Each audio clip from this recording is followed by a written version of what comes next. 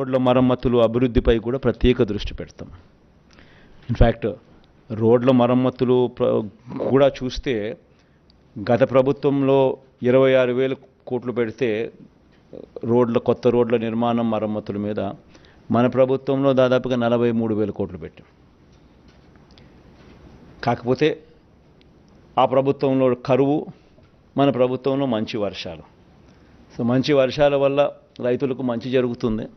కాకపోతే రోడ్ల మీద దాని ప్రభావం కాస్తో కూస్తో ఎక్కువగానే ఉంటుంది. కాబట్టి మనం ఎంత ఖర్చు చేసినా కూడా అనుకున్న స్థాయిలో అభివృద్ధి అనేది బహుశా కనపడకపోయి ఉండొచ్చు. దాని మీద ప్రత్యేక ధ్యాస పెట్టి ఇంకా ఎక్కువ ఫోకస్ కూడా పెడతాం.